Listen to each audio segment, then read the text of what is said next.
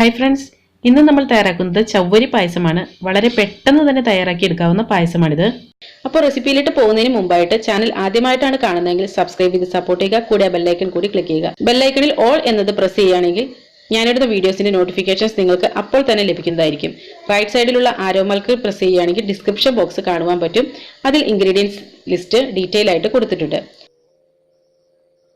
അപ്പോൾ ഇനി ചവ്വരി പായസം ഉണ്ടാക്കുന്നത് എങ്ങനെയെന്ന് നോക്കാം. അതിനായിട്ട് ഞാനിവിടെ 1 കപ്പ് ചവ്വരിയാണ് എടുത്തിരിക്കുന്നത്.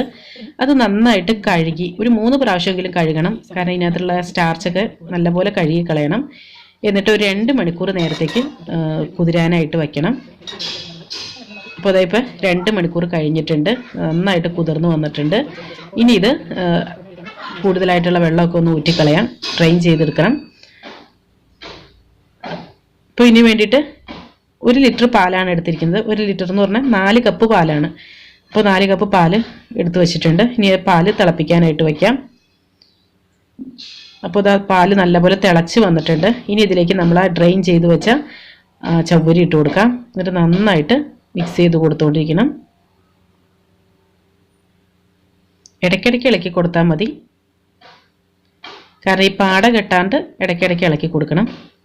ഒരു 10 മിനിറ്റ് ആകുമ്പോഴത്തേനും ഇത് കുക്കായി വരുന്നതാണ്. ഒരു മീഡിയം ഫ്ലെയിമിലിട്ട് 10 മിനിറ്റ് കുക്ക് ചെയ്തെടുത്താൽ മതി. ഇത് കണ്ടോ, ഇപ്പോൾ തന്നെ ചവ്വരിയൊക്കെ നല്ല ട്രാൻസ്പെറൻ്റ് ആയി വന്നിട്ടുണ്ട്. കണ്ടില്ലേ, ആദ്യം ഒരു വൈറ്റ് കളറായിട്ടിരുന്നത് ഇപ്പോൾ ഒരു കണ്ണാടി പോലെയായി വന്നിട്ടുണ്ട്. ഇനി ഇതിലേക്ക് പഞ്ചസാര ഇട്ട് കൊടുക്കാം. 1/2 കപ്പ് പഞ്ചസാരയാണ് ഇട്ട് കൊടുത്തത്.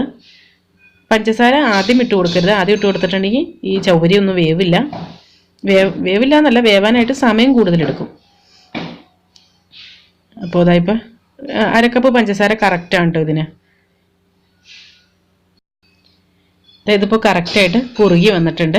ഇനി ഇതിലേക്ക് 1/2 ടീസ്പൂൺ ഏലക്കാപ്പൊടി, 2 ടേബിൾ സ്പൂൺ കാഷ്യൂ നട്ട്സ് ഇട്ട് കൊടുക്കാം. പിന്നെ ഒരു നുള്ള് ഉപ്പും കൂടെ ഇട്ട് കൊടുക്കാം.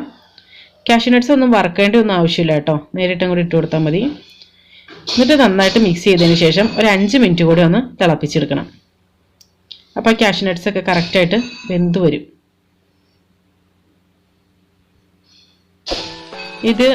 ഇതിനകത്ത് ഈ ചവ്വരി പായസത്തിൽ സാധാരണയായിട്ട് നമ്മൾ നെയ്യിൽ വറുത്തിടുമല്ലോ, അങ്ങനെയുള്ളതൊന്നുമില്ല. നെയ്യൊന്നും ഇതിനകത്ത് ചേർക്കേണ്ട പോലും ആവശ്യമില്ല കേട്ടോ.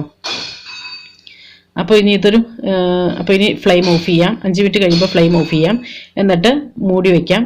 ഈ മൂടി വയ്ക്കണത് എന്തിനാണെന്ന് വെച്ചാൽ പാട കെട്ടാണ്ടിരിക്കാൻ വേണ്ടിയിട്ടാണ്. മൂടി വയ്ക്കുകയും ചെയ്യണം. ഒട്ടും പാട കെട്ടില്ല മൂടി വയ്ക്കുകയാണെങ്കിൽ. എന്നിട്ടൊരു 15 മിനിറ്റ് കഴിയുമ്പോൾ നമുക്ക് സെർവ് ചെയ്യാം. അപ്പോഴേക്കും അത് കറക്റ്റായിട്ട് ഇരുന്ന് കുറുകി നല്ല ടേസ്റ്റായിട്ടുള്ള ചവ്വരി പായസമായിട്ട് മാറും. വേണ്ട, ഇപ്പോൾ പായസം റെഡി ആയിട്ടുണ്ട്. അപ്പോൾ ഇനി നമുക്കിതൊരു സെർവിങ് ഗ്ലാസ്സിലിട്ട് ഒഴിക്കാം.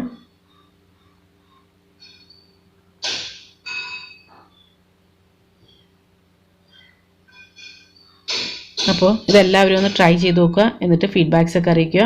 വീഡിയോ ഇഷ്ടമായിട്ടുണ്ടെങ്കിൽ ലൈക്ക് ചെയ്യുക, ഇഷ്ടമായില്ലെങ്കിൽ ഡിസ്ലൈക്ക് ചെയ്യുക. അപ്പോൾ നല്ലൊരു റെസിപ്പിയുമായി വീണ്ടും കാണാം. എല്ലാവർക്കും നല്ലൊരു ദിവസം ആശംസിക്കുന്നു. Thank you for watching Aisha's creations.